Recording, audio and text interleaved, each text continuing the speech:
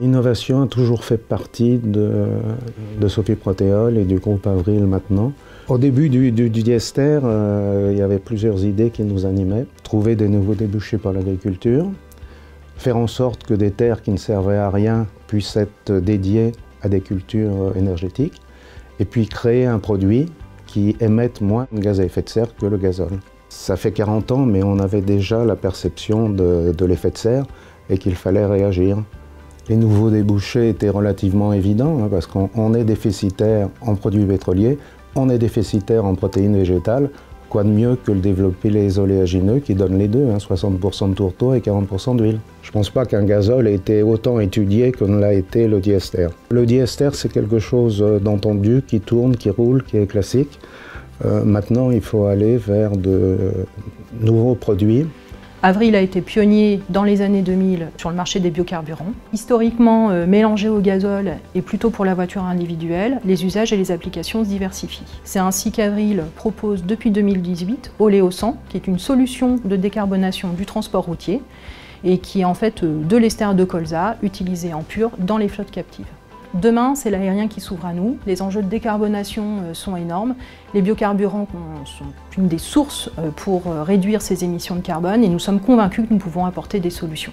Pour répondre à ces ambitions de décarbonation qui sont toujours plus fortes, nous devons utiliser des matières premières de plus en plus durables. C'est ce que nous faisons aujourd'hui avec les intercultures qui présentent des atouts ergonomiques et environnementaux très importants et qui demain peuvent apporter un revenu complémentaire aux agriculteurs.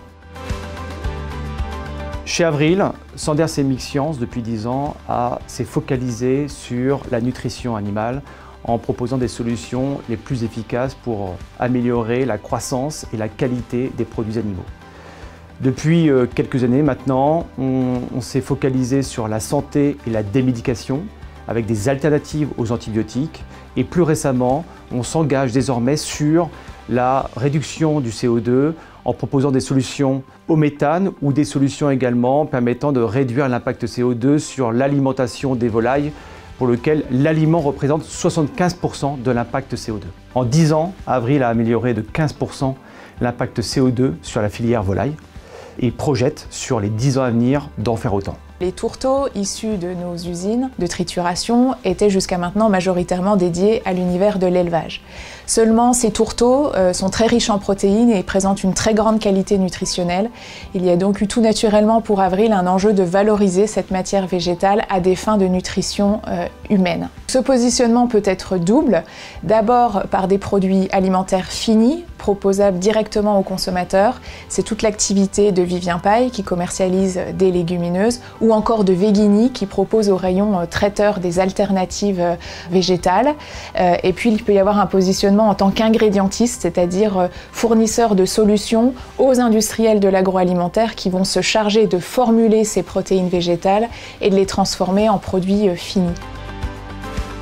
Aujourd'hui, les principaux atouts d'Evertree, c'est le développement de solutions sur des matières premières locales et renouvelables, le tourteau de tournesol, le tourteau de colza, pour créer des nouveaux matériaux qui viennent se substituer à des matériaux pétro-sourcés avec une empreinte carbone bien meilleure et en plus un bénéfice pour la santé. On a réussi, grâce aux biosourcés, à diviser par 5 l'empreinte carbone des résines utilisées pour la fabrication de panneaux de bois composites. Evertree dans 10 ans, ce sera la société vers qui les industriels vont se tourner pour trouver des solutions adhésives performantes qui sont à la fois bonnes pour l'environnement et bonnes pour la santé.